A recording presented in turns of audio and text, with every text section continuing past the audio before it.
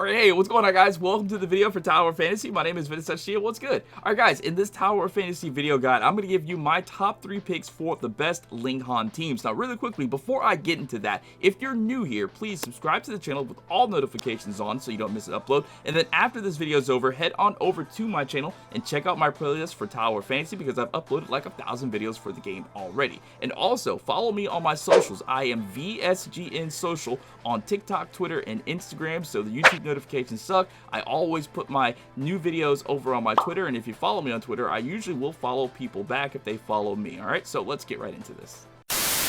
Alright, the first team I want to show you is the one that's the most basic and probably is going to be the most common. We've got Ulon. I've got my Ulon at A1. We've got Fiona. I got mine at A3, and then of course my A1 Ling.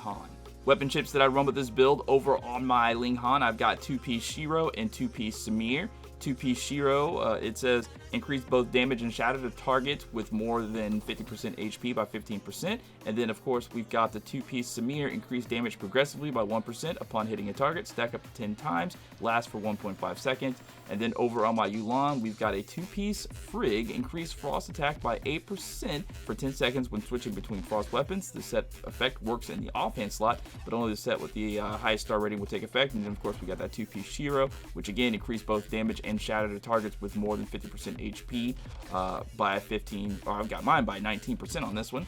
And then over on my Fiona, I'm trying something different with Fiona. I've got a 2-piece Saki and a 2-piece Zero. 2-piece Saki says when frost resonance gets triggered, every 3 seconds deal frost damage equal to 65% of frost attack to enemies within a 10-meter radius and apply the ice frost effect. Inflict 5% slow effect that lasts for 3.5 seconds. Freeze target for 3 seconds after 3 stacks. Does not apply to bosses, and increased frost damage taken by the target by 5% for 18 seconds. This matrix effect is also active in the offhand slot, which is why I have it on Fiona, but only the set with the highest star rating will take effect. And then of course I've got my 2-piece Zero to keep my Fiona protected because she is my healer. It says upon using a discharge skill to switch to the current weapon, gain a shield equal to 150% of attack for 6 seconds. Alright, so over on my Fiona skills, for the extra skills that she can do, I've got skill number 1, Torrential Force, and then skill number 2, Aqua Shackles. For on-field, I have Torrential Force, and then for my off-field, I have Aqua Shackles. And then over on my Ulon for the skills, I have her at Sweeping Force form, so I can get those discharge charges every time that I use a discharge skill. I think it's the best tool that you can use when using Ulon in a team like this to get those discharge skills back to back. Alright, so I've currently got a healer with me because there's just not enough heals to go around. So he's not going to be doing any damage. He's just pretty much going to be providing heals while I give you this demonstration. Alright, excuse me for that sneeze. Alright, so let's do here. Okay, so I got this. I'm going to freeze him in place, hit the Ulon. Now this is where it gets interesting. I can bounce Ulon back and forth between this and that. So all I got to do is get some weapon charge by hitting a skill. And I'm going to hit the alternate reality so I can get some life steal back. Okay, so here is going to be another freeze. Let's go Fiona. Fiona's going to get Torrential Force going.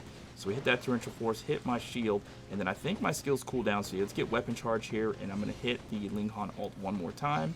Alright, so for the second DPS team I want to show you, it's this one, Ulon, Icarus, and Ling. Now the thing to look out for this one is going to be how many times I get a discharge skill. This team is straight discharge back to back, mainly because I am using Ling Awakening trait, which means every time I use a frost weapon skill when it's not on cooldown, I will get 350 weapon charge or discharge, so I can do back-to-back discharge, and that combined with Ulon's Sweeping Force form to continuously give me discharge whenever I use Ulon's discharge, it just makes for a super lethal team.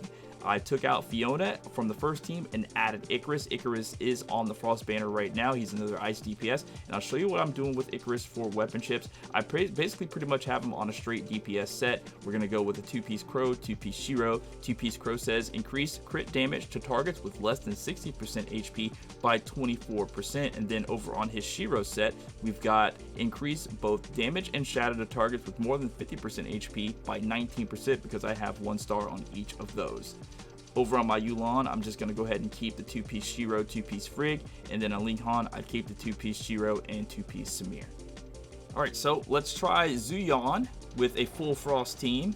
So I'm going to hit my personal shield right away so I don't take any damage, put him in an alternate reality. So we've got discharge skill ready to go. I'm going to go ahead and hit Ulon's discharge skill off the Ripper, and then we'll use that skill to get 350 weapon charge. So you're going to see a lot of discharges this time. So the discharges is just going to be crazy. All right, so Ling Han discharge. We're going to get some weapon charge here. We're going to go Icarus discharge, and then hit the Icarus skill to get 350 weapon charge, because we're using the awakening trait from Ling Han, which is so good. Okay, put my personal shield up there. I think it has a cooldown time though. That's okay though. We can do this and get some weapon charge just by doing that. Hit that, hit him with the yo-yo. Ulon discharge, let's go. All right, and then after Ulon's discharge, we're gonna go straight into, yeah, we'll go to another Icarus discharge. Why not? Because this is the Icarus build. Just hit him with a giant ice boulder. Truth be told, that's the reason why I went with Icarus in the first place. When I saw his discharge, I was like, oh, he's a good DPS. He shoots out a giant ice ball. Okay, ooh, look at that tiger. You saw that? That was perfectly shot. Okay, so let's go Ulon discharge. And then I'm just going to go straight into a Ling Han discharge. Because Ling Han's discharge is cool. It gives you a little bit of buff. Swords up. Let's cancel the animation. And straight up into another Icarus discharge. Icarus skill. Icarus skill. I want him to be stuck inside of that. Okay, look, my pet, I'm still using the dragon pet. Dragon pet is so good. He just gives me a shield whenever I need it, and then he brings down lightning. I know I should probably be using Snowy for my pet, but I don't know. I think this guy is so cool. Okay, I got alternate reality ready to go. You saw how I flew and just escaped damage like that? It's so good.